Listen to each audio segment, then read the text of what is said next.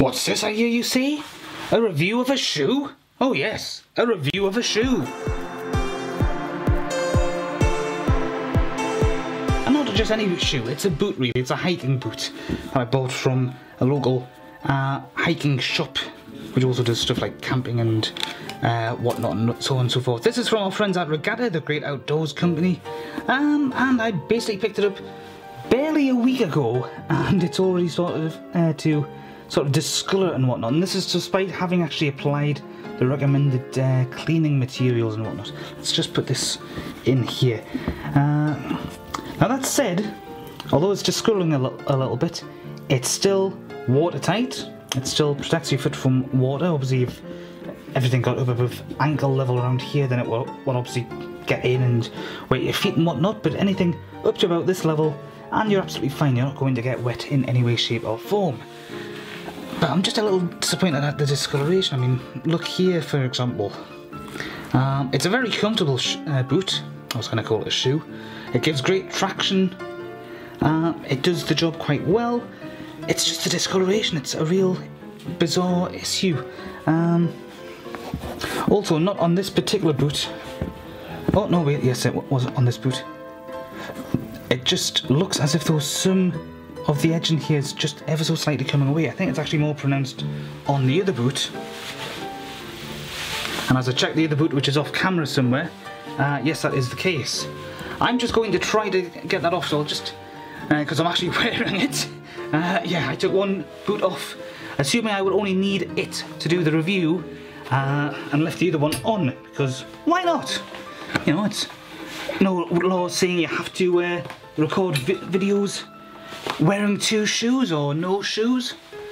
One shoe on, one shoe off. That could be a new phase. It could be a new challenge video of some sort. And that's enough talking done to manage to get the other one off.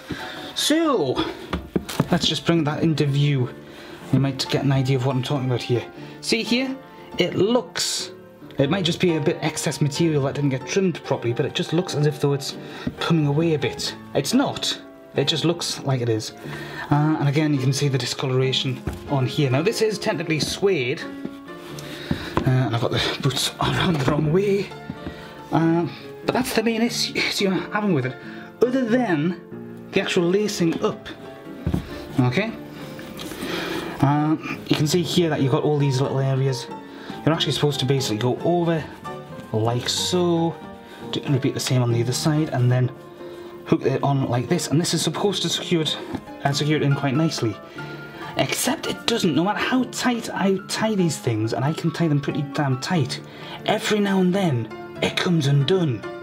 I've got no idea why that is the case, but it keeps happening, and it's a bit annoying when you're out walking anywhere and everywhere and that ends up happening. It's inexplicable. Also, when you are trying to unfasten them, it does end up being a bit of a problem. Not so much of a problem taking it off here, but when it comes to this section here, although yes, it falls off easily right now, try doing this when you are standing upright and bending down to unfasten them. It always ends up getting caught around here.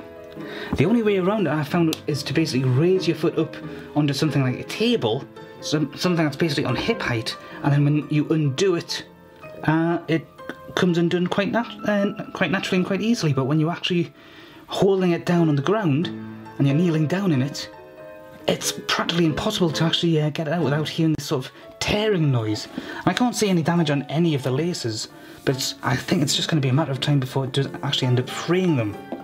Alternatively, of course, you could just amputate your feet at the ankles, lift the boots up to chest level, for example, and then undo them that way. But then, of course, you've got the unnecessary barbarity of removing your own feet from your own body and then having to get them surgically reattached. Yeah, I can really see people doing that as some sort of fashion statement.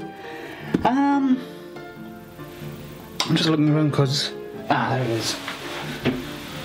Yeah, this is the...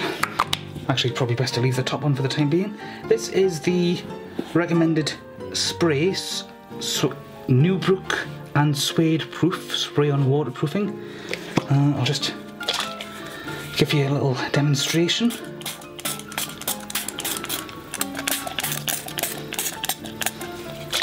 The problem with these little pump things is that they always end up, you always end up having to hold them at an awkward angle, and that awkward angle is always enough to override the pump mechanism, so it doesn't end up doing what it's supposed to do. It won't pump when it's upside down. Just to read what this says: easy to use waterproof, easy to use water-based waterproof for nubuck and suede footwear, saddlery, and chaps. Not that I've ever had chaps in my life, but there you go. Brush off dirt with a damp cloth, whoops, and clean using a cleaning gel. Guess what I didn't do, but I did give these a rub down earlier anyhow. I just didn't do it as per the instructions, just with a damp wet cloth. Shake well before use. Well, yeah, it's been shaken several times before use. Protect working surface. Oh, bugger. This is why you read instructions first. Spray wet footwear generously from a distance of 5 centimeters. Carefully remove excess drops or runs and allow it to dry naturally. Well, I'm just allowing it to dry naturally, but while actually on the material.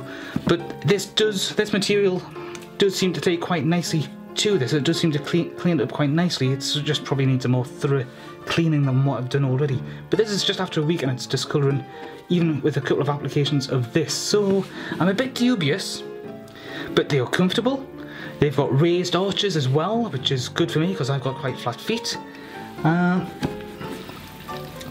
And if you do decide to sort of wander around without actually tying them around here, yes, you can tie them around here, just there by themselves, don't bother them with this. It's just that they do feel just a little on the loose side, but not dangerously so. Obviously, if you've got them tied all the way up there, then they're great for things like hiking and whatnot. I've taken these over the beach, over the rocks that we have on the beach nearby here. I've worn these to work, I've worn them back from work, I've worn them at work, and so on and so forth. Because I do like to go for walks when I can. Well, not all the time, but when I say walks, I do mean the coast, hills, anything and everything, anything I can. Because I like my fresh air. I work 9 till 5:30 every day in an office, so yes, getting some fresh air is important. And good quality shoes are obviously an important factor of anybody's walking hobbies. Not recommended for people wanting to wear something for some sort of fetish use. These aren't the kind of boots you want somebody walking up and down your back in. Well, maybe it is, that's all down to you, but for general walking purposes, apart from the slight little snaggles that I've mentioned, these are pretty damn good.